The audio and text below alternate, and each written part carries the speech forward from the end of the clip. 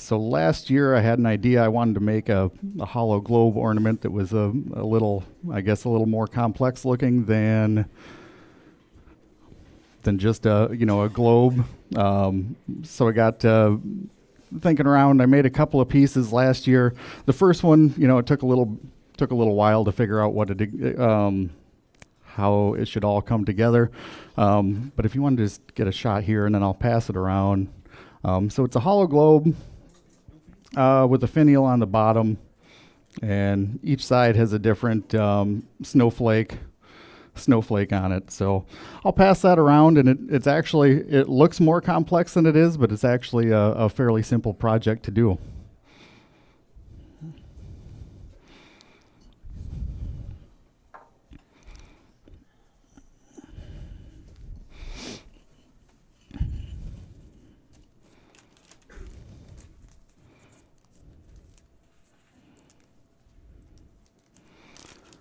So you could, if you were so inclined, you could make your own snowflakes, or really any shape that you want to, on a scroll saw. But then that's going to end up taking a whole lot of time. But what you can end up doing is you can actually buy off of eBay or Amazon. They're kind of craft hobby. They're laser cut plywood snowflake ornaments, and they're about 1/16 of an inch thick.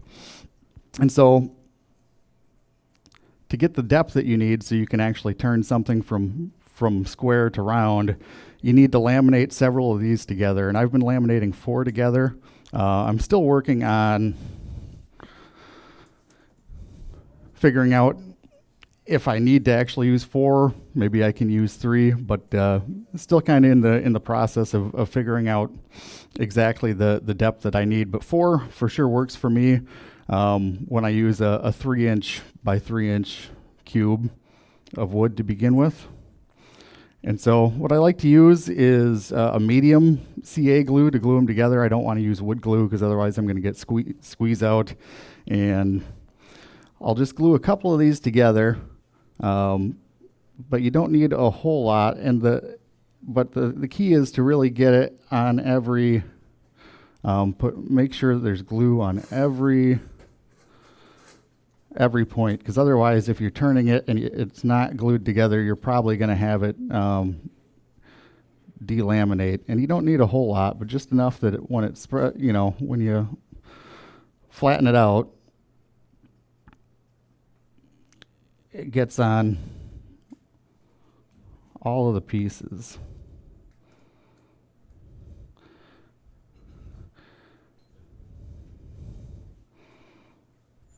And I'll see if I can do it without gluing my fingers to it.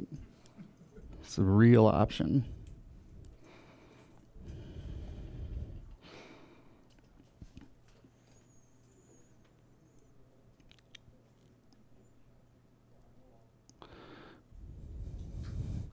So once you get it on there, you don't really want to press it down until you've got it lined up exactly where you want it to be. Otherwise, you're going to have snowflakes that definitely don't line up. And there, I just moved it.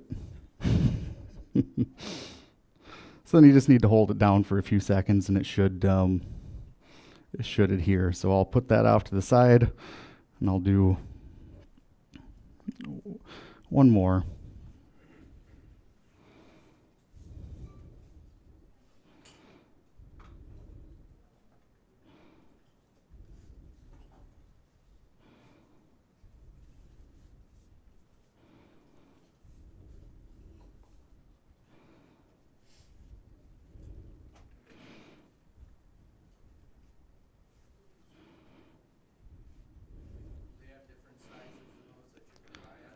They do have different sizes. They come generally in a couple of different sizes. These were the smallest I could find, and I think they're just a little over 2 inches. It just happened that they fit and I couldn't offhand tell you what the exact size of them are, but do make a Forstner bit that fits it exactly. But yeah, these are the smallest ones I could find because I wasn't looking to necessarily make a giant Christmas ornament, because I want to say the other ones were either the other snowflakes that you could buy are probably 3 to 4 inches. in diameter. And I'll just laminate these two together. So these, I got this size just because this was I think the more of the size that I was looking to make. But really you could do any size. And again, if you were, if you wanted to work on a scroll saw and make your own patterns, you could definitely do that. And once you get these all laminated together, most people think that I've done more work than I did.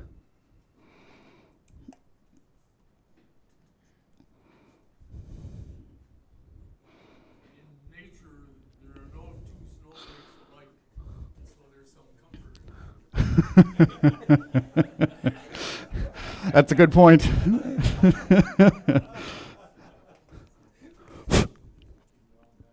So once you get the four of them laminated together, it doesn't really take that long. You're going to be doing 4 sides, so you have 16 of these to glue together to make one ornament, but on the grand scheme of things, it really doesn't take very long to do.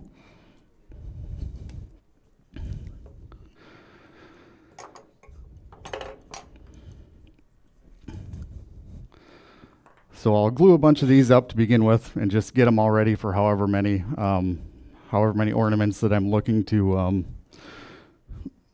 do. And if you end up with finer, some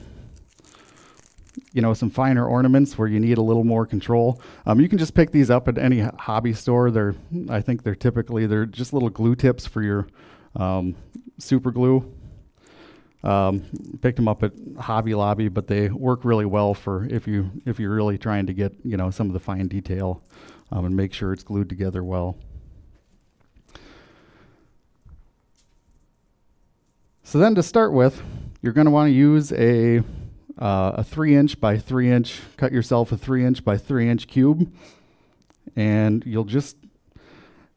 I happen to have it, so I usually just drill it on my lathe just because I have a very underpowered drill press, and so it would take me an eternity.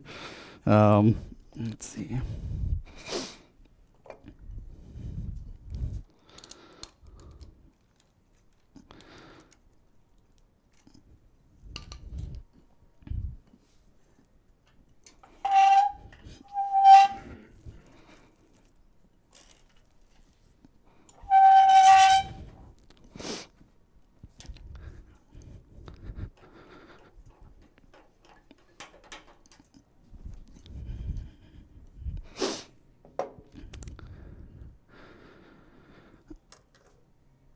So to figure out what the depth that you want to drill, and I found that on a 3" by 3" cube, if you're measuring the depth of 4 of them, you'll never actually be able to turn it quite round. And so what I actually end up doing is I will measure the depth of 5 of them. So your snowflake, once you drill it, will actually be slightly undersized, or I should say recessed into your wood. So I'll just take some calipers you can use.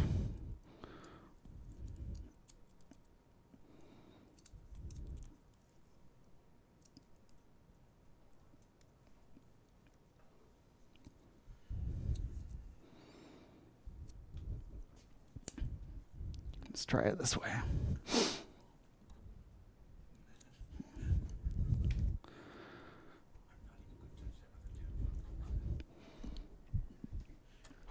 So now you know the depth of how far you need to drill, and you'll start off with your largest drill bit first, and that's the depth that you'll measure to. So then you'll bring your you can either draw a line, but what I like to do is actually just drill it first and then kind of measure and make sure, because otherwise you're getting the point. And with this style of Forstner bit, if you actually measure it from the top of the tooth, the top of the tooth actually goes in further from the wood. So what you want to do is measure it from the actual cutting blade. And so you can measure it down like that, but it's a little bit tricky to do. So what I'll usually do is just keep that caliper set up.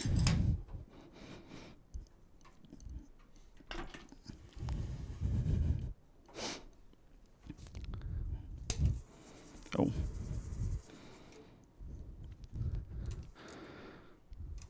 So you don't really want to be over about 500 RPMs, otherwise you're just going to heat up the wood. You can go slower if you want, but it's really fairly simple. I think I've still got a line on here actually that I can see from when I was doing it earlier. But you should come up with these nice pencil shavings, which I actually I save, and then I will, when I ship out the ornaments, I'll pack them in these larger shavings.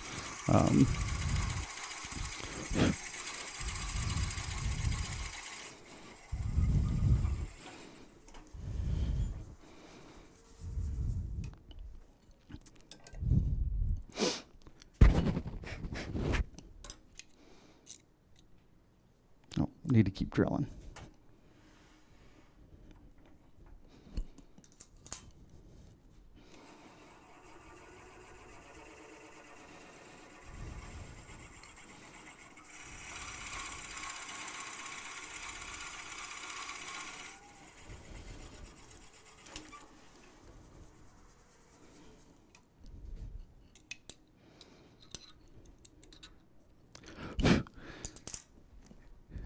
And you could also check by just taking your ornament and press fitting it in there. And this one's a little bit tight, which means that one of my ornaments is, one of my snowflakes is just as unique as apparently it should be.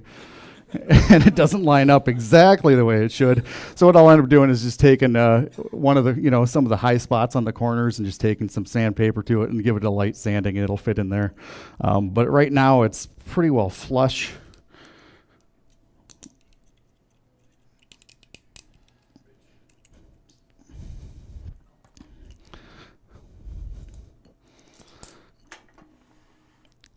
So I actually want to go down just a little bit more.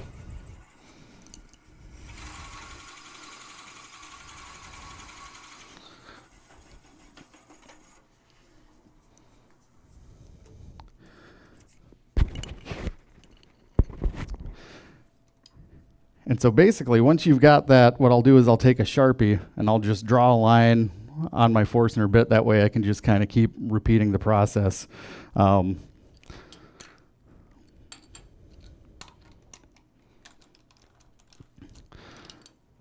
you'll do this on 4 sides with this larger Forstner bit on the 4 sides, because you're going to be turning it where it's going to be spindle work. That's how I like to turn it. It makes it easier to use this large of a drill bit into the side grain. If you're doing it into the end grain, it's going to burn, it's going to smoke, and it's going to take a really long time to actually get down through the wood. So I guess I'll still use the same same piece for now. So the next step is usually the next step for me is to find where I put whatever it is I'm looking for. And then not finding it and going out and buying another one. Yep. So the next step is you're going to use a drill bit that's slightly smaller. So if you look on here, because what you want to have is a lip, because you're going to need something to be able to glue the snowflake onto. So once you've gone through and drilled out those 4 large holes all the way around, you take a slightly smaller drill bit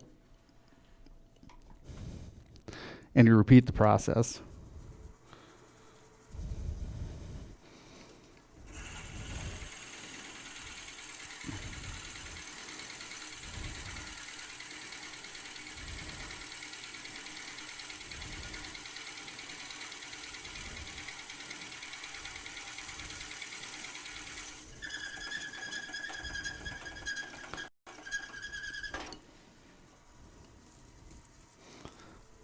So yeah, these are what I save just to pack the ornaments in when I ship them. It gives it a nice look, I think. I don't put in the fine sawdust. I don't need them sneezing when they open up their package. But so yeah, you go through and you do this all the way around 4 times. So you can see you end up with a, ooh, that's hot. You end up with a lip that you can actually glue your snowflake ornament to. So once you've gotten to that point, you end up with a block of wood that's basically got 4 holes on each side.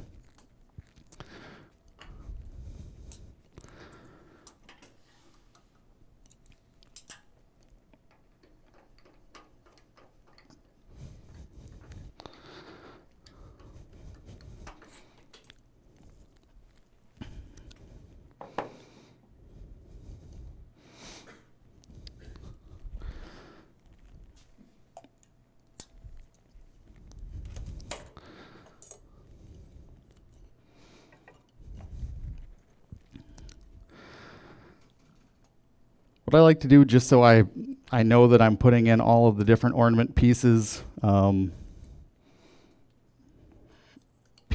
is I'll measure the halfway point.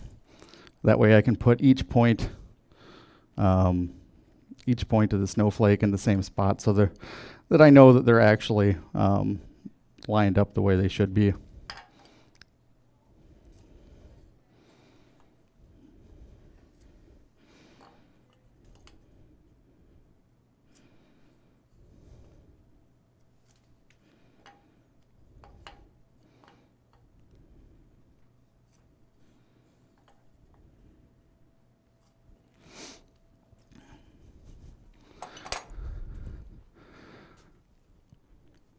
Also, for each snowflake, I'll just kind of dry fit them in there. And like I said, if it goes in a little bit sticky, just sand down some of these edges until it fits the way it should. And once they're in there where it's supposed to be, I just put a little pencil mark where each point is, so that I know where to put glue, so I'm not just putting all sorts of glue all over the whole piece. So then again, and you could use thick or medium. I just like to use medium because it seems like it hardens a little bit faster than the thick CA. But I'll just put a little dab over near each pencil mark.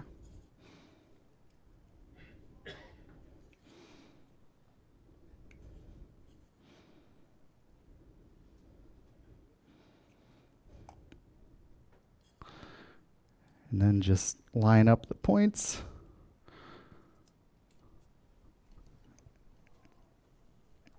And then press and hold. So then you know, within a few seconds, and you can use accelerator too.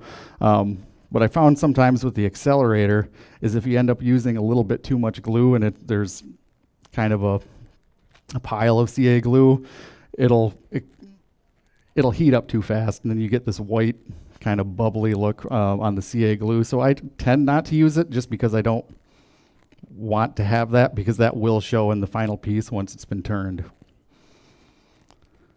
So I'll save everybody the joy of going through each one.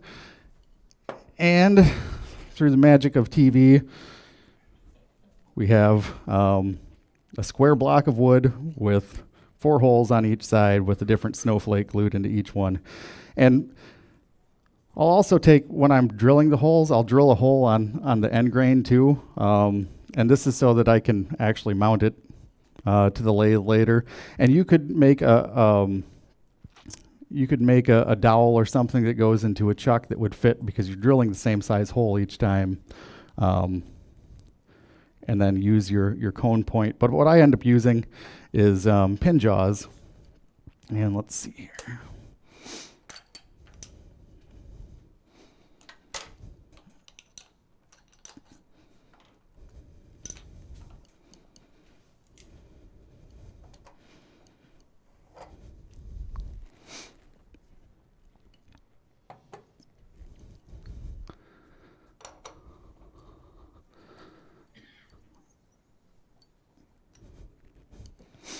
And a cone center.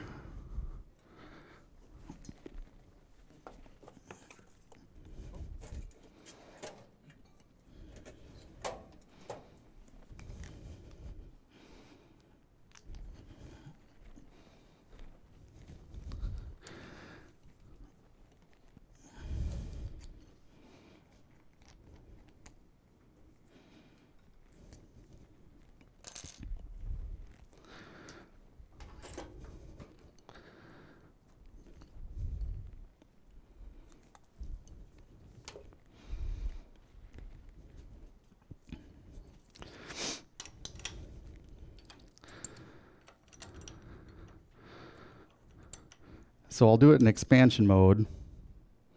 And I want it tight, but I don't want to over tighten it because now you're dealing with end grain. So if you over tighten it, you know, real good possibility that you're gonna split your piece of wood. So I tighten it just enough that where it's not going to move as I'm turning it, but I don't want to over tighten it.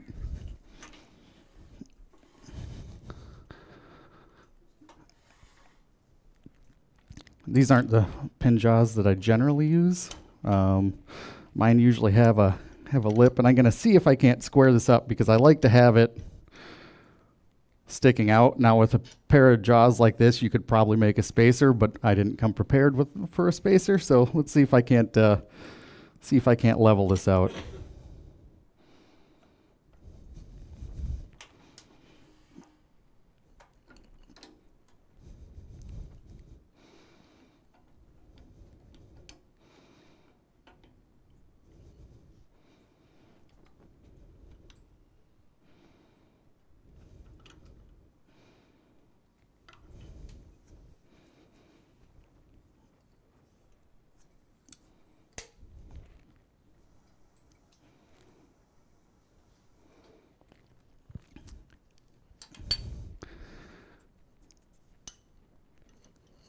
It's a little tiny bit out around, and so it shouldn't make too big of a difference, but it's just a little bit.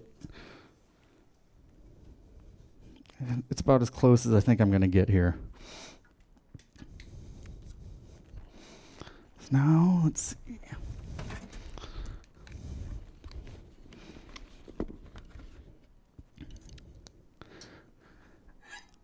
I think I'll probably, do we have a short tool rest over there on the shelf?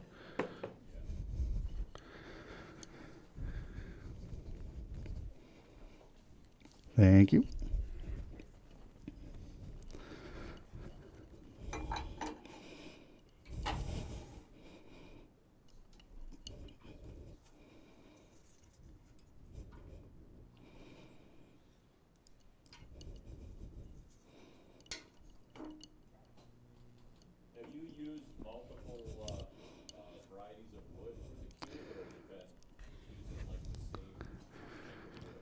I've been using maple just because I happen to have some 3 by 3 inch squared maple, but I think I'm going to use some walnut in a variety of different colors just so it's not the same thing. And I think also with the the maple and then this, I'm sure it's some sort of pine conifer plywood. I think a darker colored wood would probably help contrast the snowflake with the maple. But I know on some of the other ones I've made, I've had, maple comes in all sorts of different hues and lightnesses. So I've had some darker ones, darker pieces of maple that look good. But yeah, you could really use any wood species you want. I like the harder woods just because if I'm using a softer wood or a more wider grained species. So yeah, I've only done it with maple, but I could see where you could have trouble, especially using the pin jaws in expansion mode where you're going to split it. But I think the workaround there would be to turn a spigot that's a friction fit for the size of the hole, and then you're consistently where you need to be at. But yeah, I could see where there could be some issues depending on what species of wood.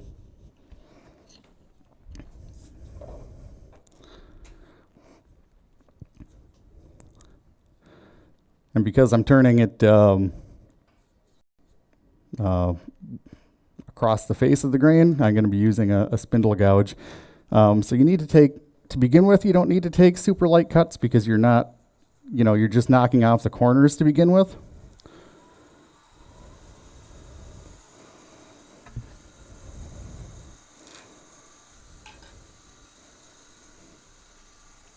Better take my ring off for safety purposes.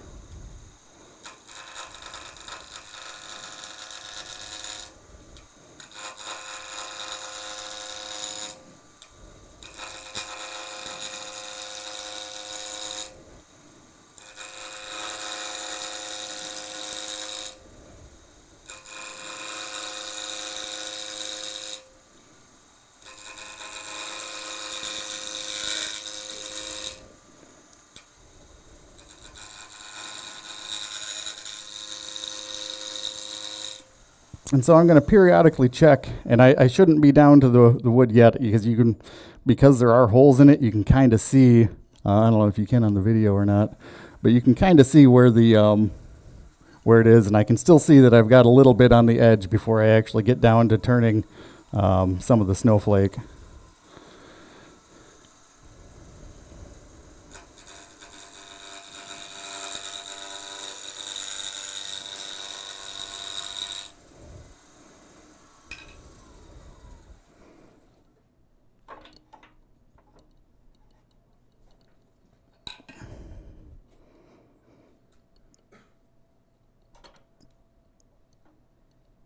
I think I need to give myself a little more room here.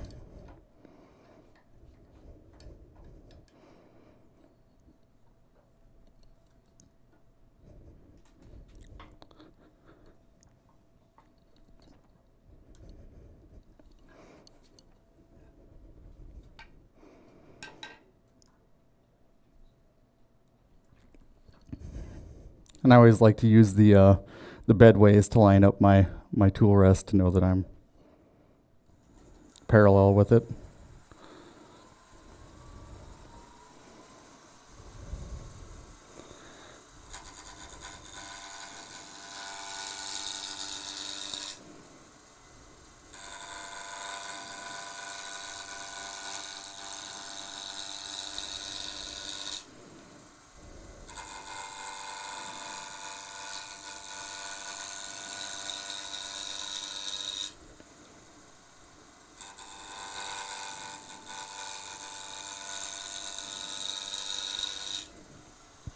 So then I'll check it. I should be getting pretty close to having the corners knocked off, and you can see I'm just about to start turning actually some of the snowflake. And again, it's it's laminated, but it's just laminated with CA glue, so you do have to take a pretty slow cut, otherwise you run the risk of it chipping off just because CA is fairly brittle.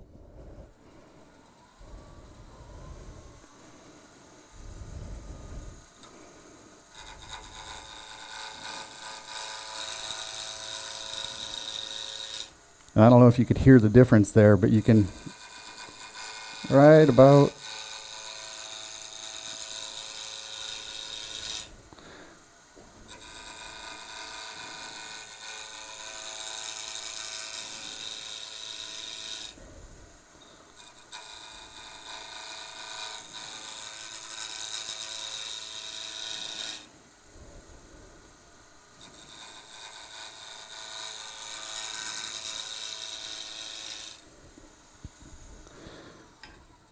and once I do start turning, I would say I just barely started, so I can keep going here for a little bit.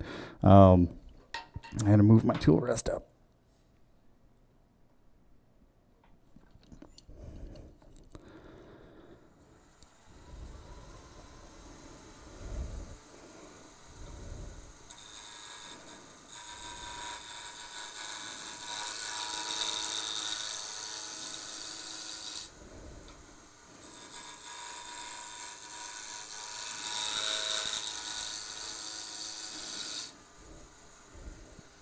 And here I think, yeah, here's a good example. I think I have a small piece of one of the snowflakes that wanted to kind of chip off. Yep. So I've got let's see, got this little tiny, of course you can't see it, but I noticed that, okay, it wanted to chip off. So what I'll do is I kind of progress along. I'll use a thin CA glue just to strengthen it. And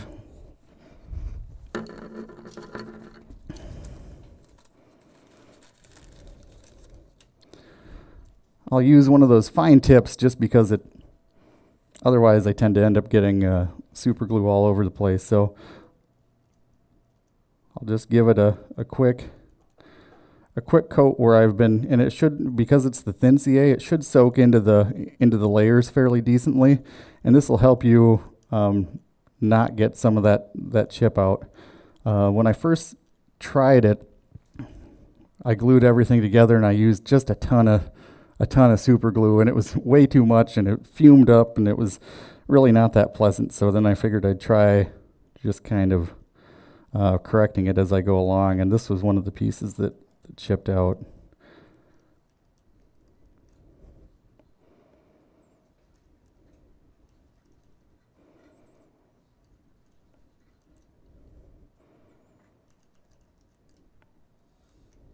And you could use accelerator here, but I'm not using a whole lot of super glue, so it shouldn't really be a problem.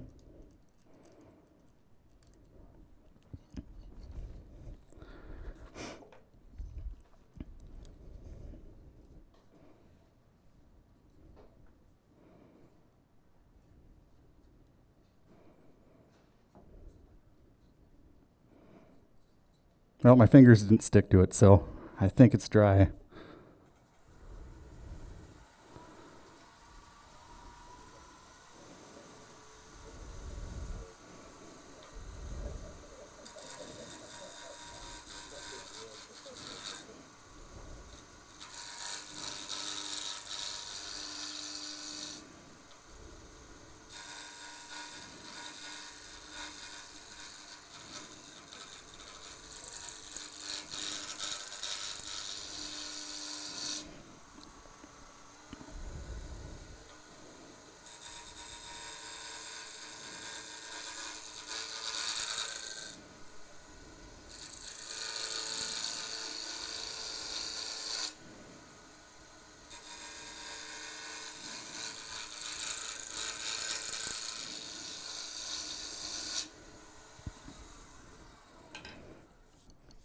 And I'll kind of just repeat the process and just make sure that I'm not getting any major chip out. And you're going to have more chip out on the finer, on some of the finer detailed pieces. So again, it's a little bit of a slow process and probably not that exciting to watch, but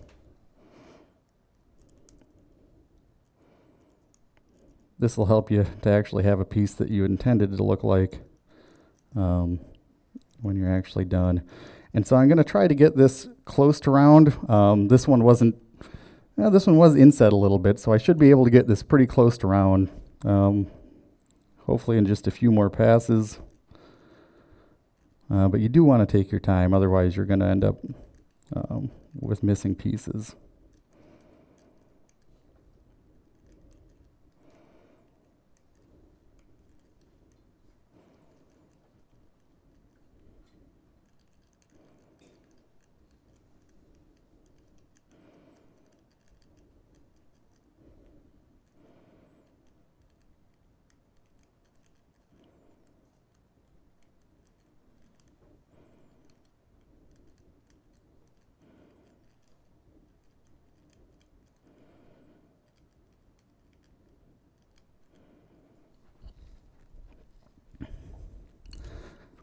I'll give this just a second to dry here because I used a little bit more than before.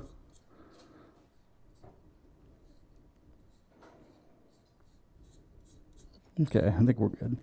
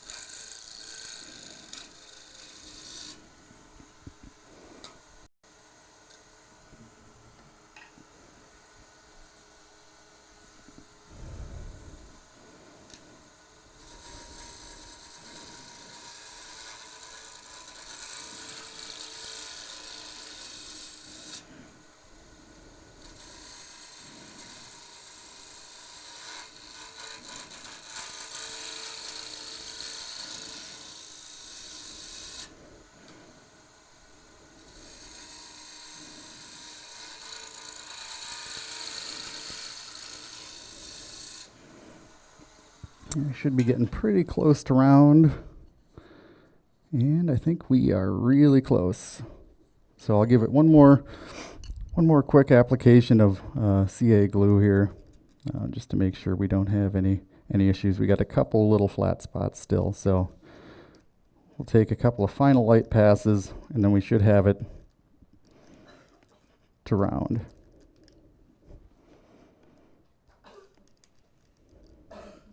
But once you should have a lot less risk of chipping out unless you're shaky or have a catch or something.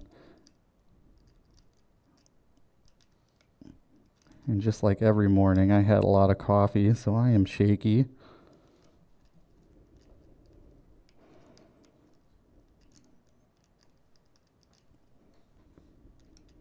Nice part is you don't need a texturing tool if you're drinking enough coffee. You're not supposed to share my secrets. So here's a little piece that flaked off. There we go.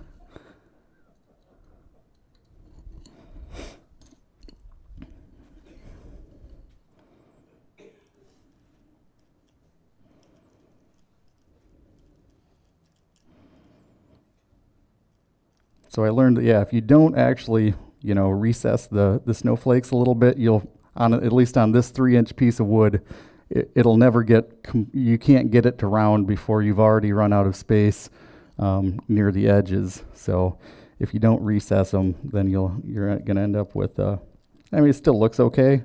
I just prefer to have it be more spherical than oblong, I guess.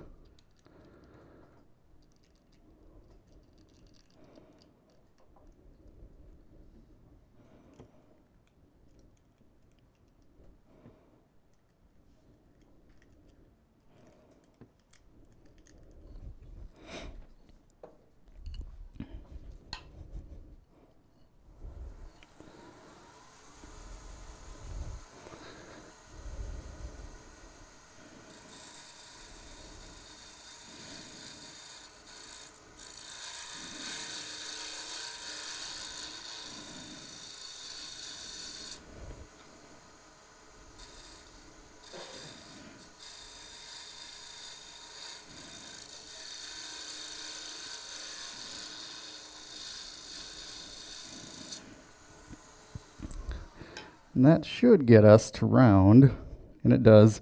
And you can see that by the time you've got it round, you're just starting to lose that little ledge, that lip where they're glued to. And if you go much further than that, then you're going to start to actually, if you turn it any further, you're going to turn down the edges of the snowflakes. So just to give myself a reference, because I know this was a 3-inch squared block, I'll use the same setup that I had, and I'll just mark a little line here so that I can give myself a reference line.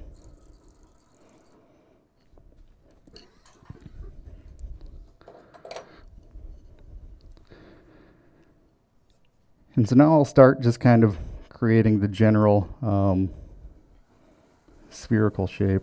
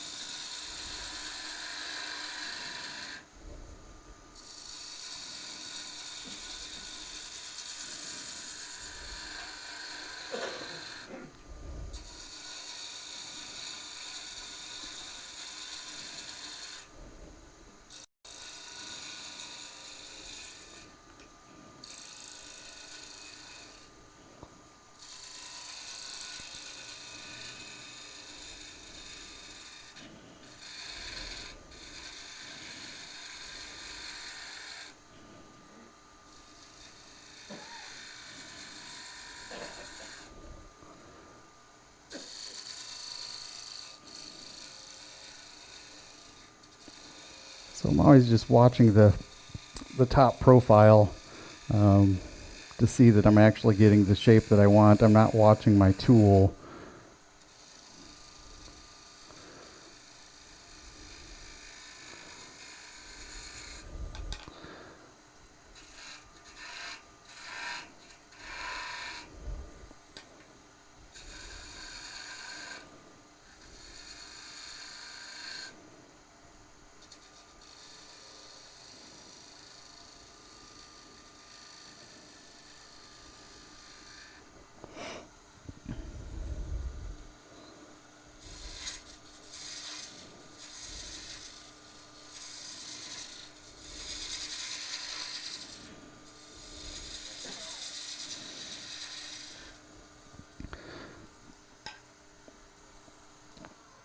Once I get a little closer to the chuck, though, I am watching the tool a little bit just to make sure that I'm not running my tool into the chuck jaws.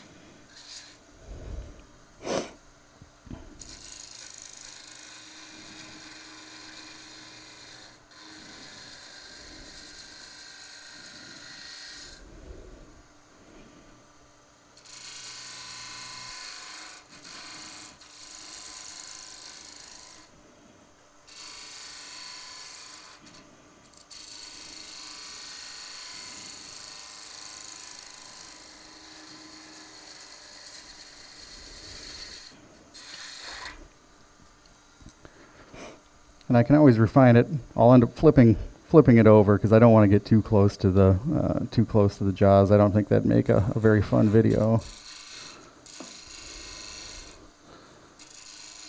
I'm just going to kind of try to refine my shape so that it's as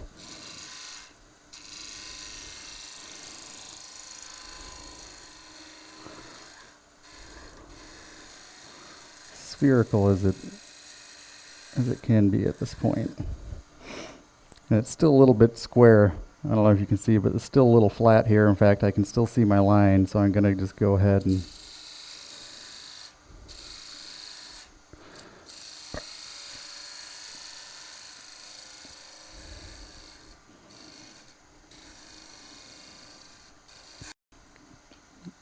don't do that.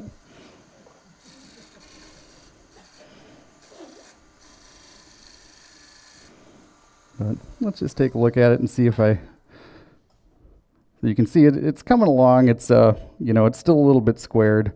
And I think what I can probably do a little bit, I'll just take a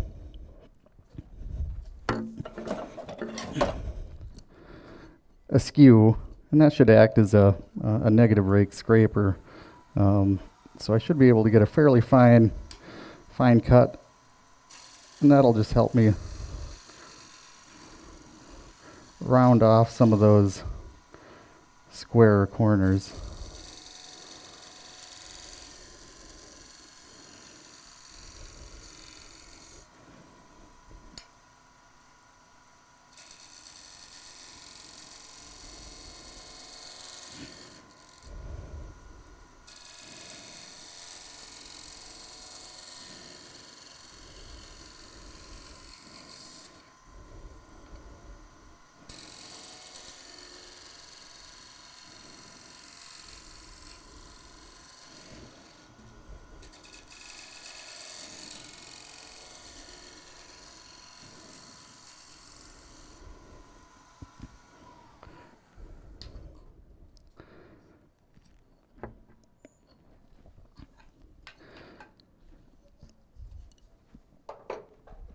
So what I'll do now is just kind of move back the tailstock so that I can, and I think before I start turning, I'll just give it a test just to see how well it's coming along. But if you're using a sharp tool, you should have you should end up with, you know, nice fine shavings and not sawdust. So it's important to make sure that you're sharpening your tool, and if you're not noticing those kind of ribbons of wood coming off, it's probably time to sharpen.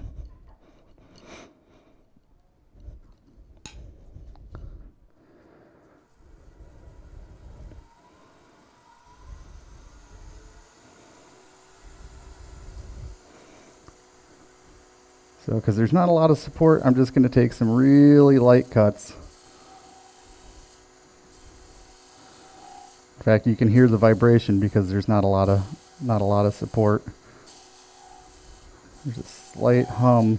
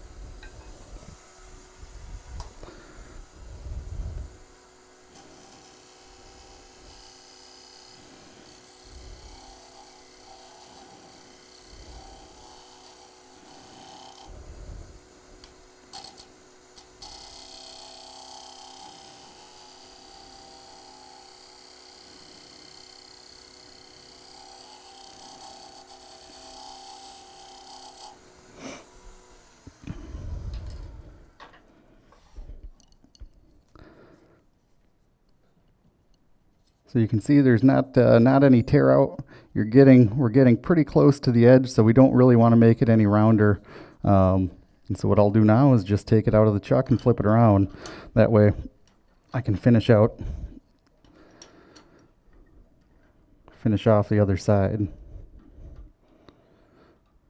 And the same sort of thing, you want some pressure, just enough to hold it, but you don't want to over tighten it.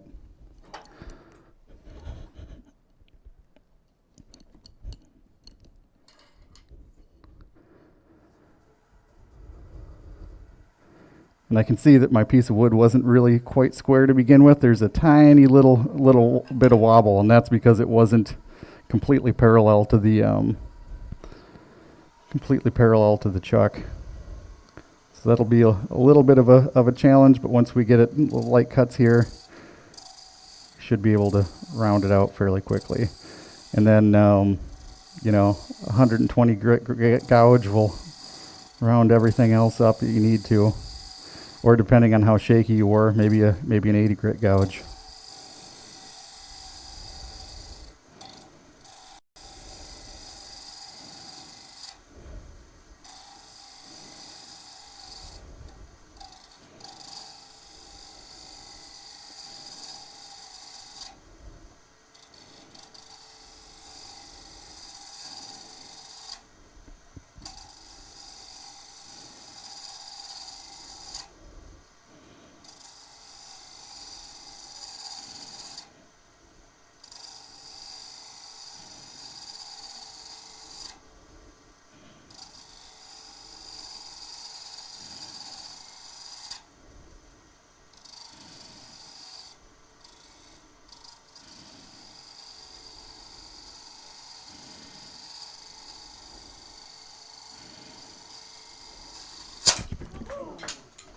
Well, and so much for that demo.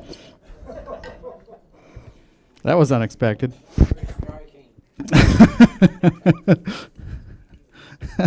But ironically, so it was the wood that gave out and not the not the little ornaments. So, you know, in theory, I can just put these back into another one and they'll be good to go. So that was disappointing.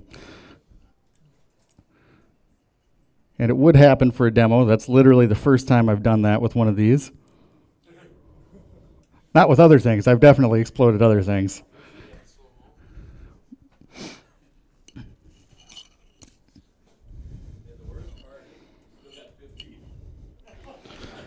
What's that? I still got 15 minutes? Probably have to sing or something. Dance or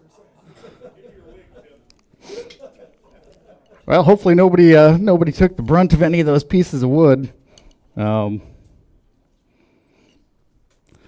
had your block, did you just bore it out, or just with a Faulkner bit, or did you bore that also? I just used the Forstner bit, so what I ended up doing was I'd come in from each side. I'd set my depth with the larger Forstner bit, and then I'd just go through on each side because it's square. It lined up. I do, yeah. Normally I would, because it ends up being a little bit heavy on the top and the bottom. So if I had a yeah, so I've got a hook tool that I'll kind of go in on the top and the bottom portion, and then I'll round it out. You're just cleaning it, you're not rounding it or Just cleaning it up a little bit, yeah, just to really reduce weight, because otherwise, like I say, there does end up being a fair amount of weight on the top and the bottom. So just so it's a little bit lighter, I clean it up. It's not perfectly round on the inside. It'd get, there'd be a good chance that it might explode. Not that that could ever happen. This is just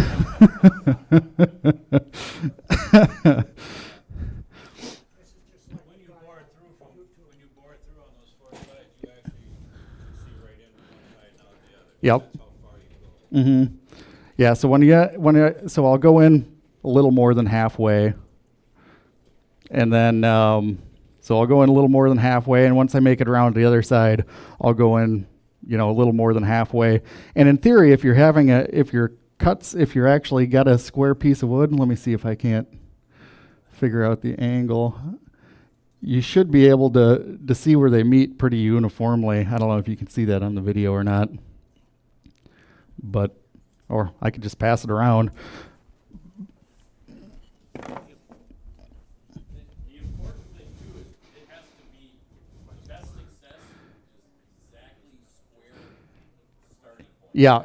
Yep, and that's the most important thing. And apparently, what I learned today actually is the other most important thing is to make sure that it is completely parallel. You don't want any little bit of wobble, because when you have it on the pin jaws, there's really not a whole lot actually supporting it. So even the slightest little, I don't even know if I'd have called that one a catch, but based on what happened, I suppose.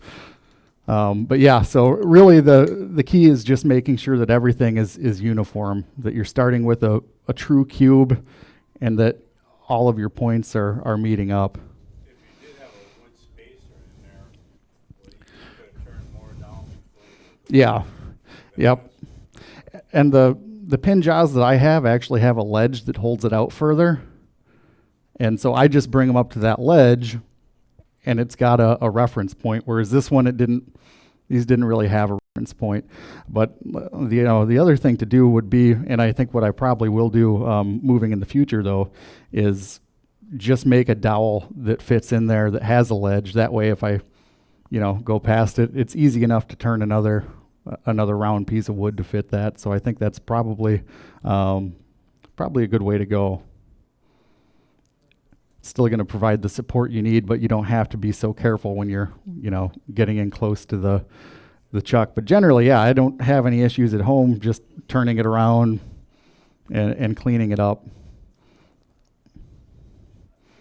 So, magic of TV. Hey, look what I made.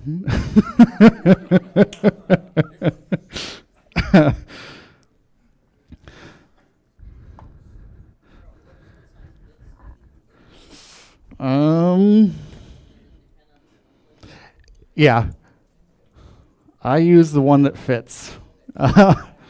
This one is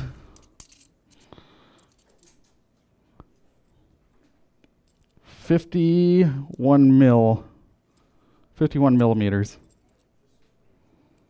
So it's just a hair over 2 inches.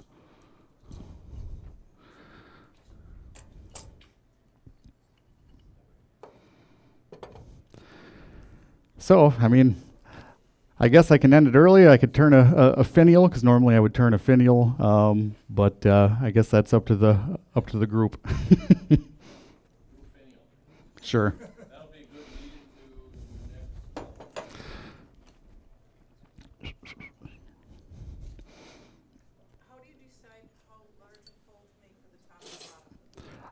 Just arbitrary. It was just what I thought looked well with the final shape. So for me, it was arbitrary, but I still needed it to fit my pin jaws. But if you're not using pin jaws, if you're using a friction chuck, you know, a jam chuck, then it can be really any size you want it to be. That determines how the size of your finial and stuff. Yeah. Yeah, and what a lot of times I'll do too with the finial is I'll put, like on this one, these is actually two separate pieces of wood. So I'll use a small piece of wood with a hole for the right, you know, for the finial that I'm using, and I'll just glue that in there. And so, yeah, waste less wood. That way I didn't have to start off with a larger block of wood than I needed to. It ends up being multiple steps, but then you can contrast your colors and it looks good.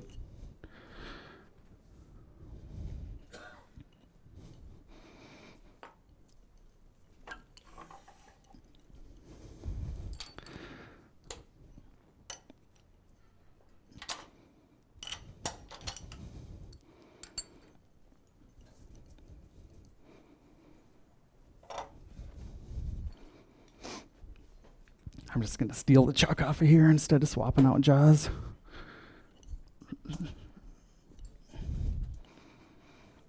I think I'll be good there. It's okay.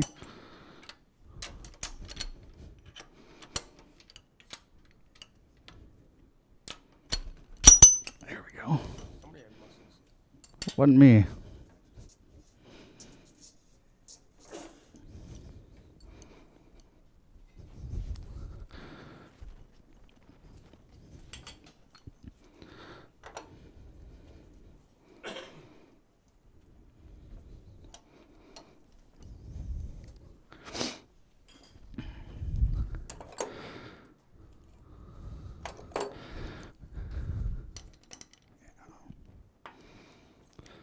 So I'll just find a center for one side, or a rough center, just by connecting the points so I can get it roughly round.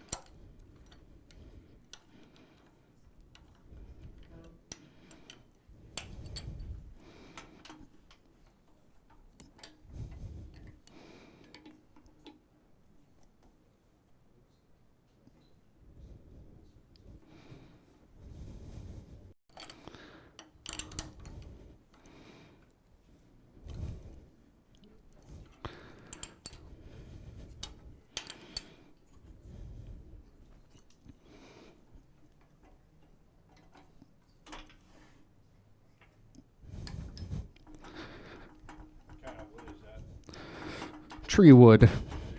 Yeah, it's just a piece of scrap that I have. I don't know what it is. I think it's an exotic wood, though. It's not. I don't believe it's a native wood.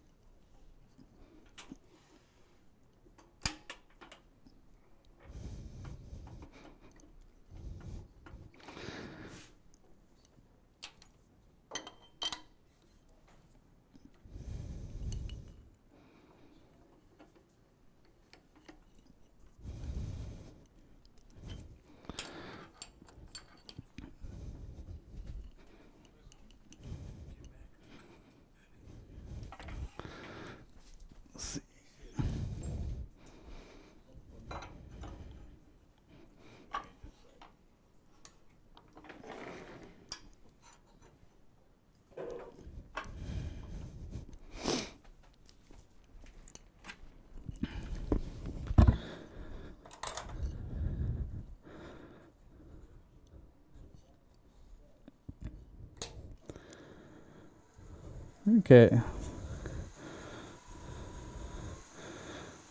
So So you could use a spindle roughing gouge if you wanted to, but with just a spindle gouge, it turns down pretty quickly with this size of wood. You could use a skew as well.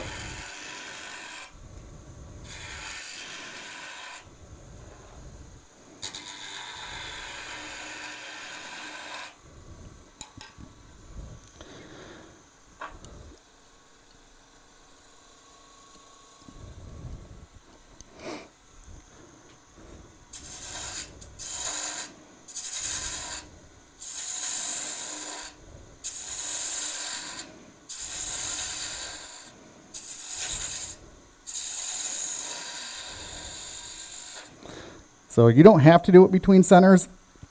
I like to, just because it gives me a little more support, and for me, I can do it a little bit faster. When Cindy does the demonstration, you'll be like, oh, this guy doesn't know what he's doing. But should be, so you just want to really start to bring it down to your final shape.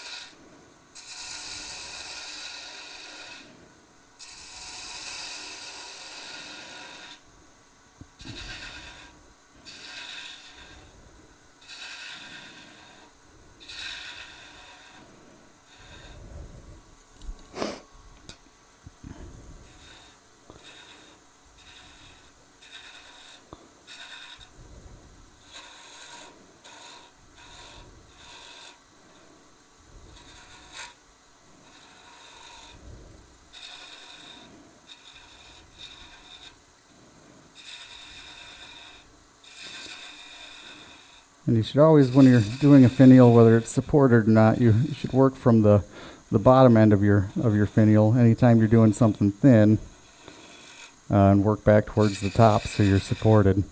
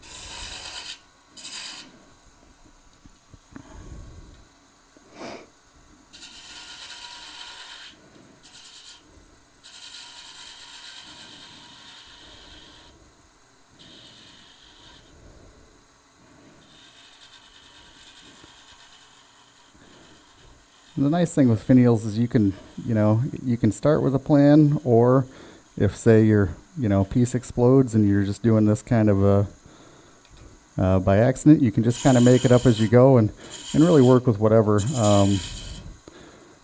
whatever you think would look best with whatever piece you're adding it to.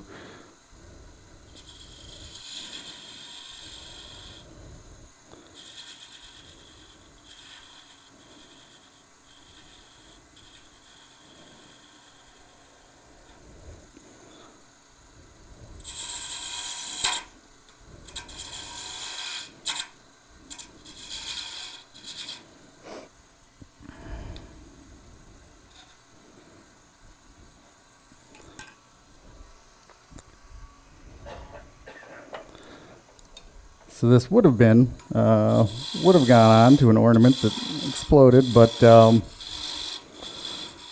you can just set your diameter. Whenever you're using a parting tool, you want to make relief cuts so that your tool doesn't get pinched due to the friction.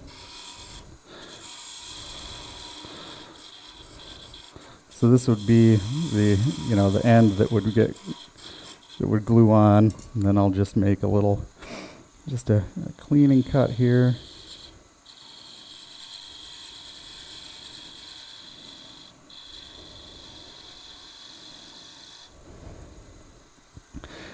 And then when I do it like this, then I can just kind of slowly work back the tip. Now this is a fairly short finial, which is what I would have made for the ornament.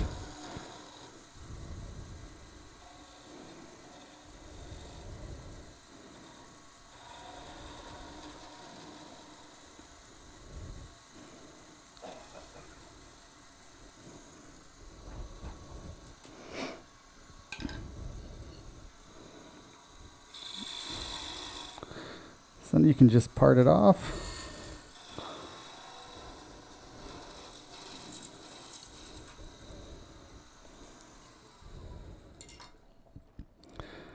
So then you'd have a small, just a small finial that would hang from the ornament, and you can do the onion shape, which I generally I tend to like that shape, but really any shape will work. And it's more important, the longer and thinner your finial is, to definitely work back from the bottom or the tip of it.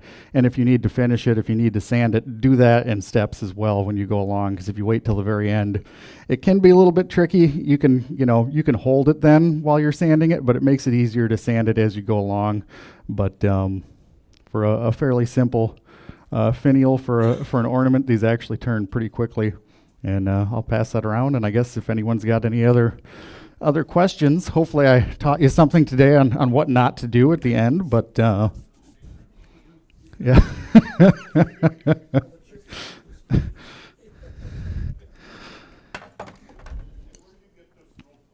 I got them off of eBay, so you can order them. If you order them from China, they're really cheap. You can get 10 of them for like 93 or 94 cents, but it's going to take 3 to 4 months for you to get them, which is fine. So if you go, okay, well, I know I'm going to turn some ornaments this year, I'll order them in April, and you should have them in time to actually turn them. But if you get them from the United States, where you can actually get them within probably a week, you're going to be paying $3, $4, or $5 for the same set of 10.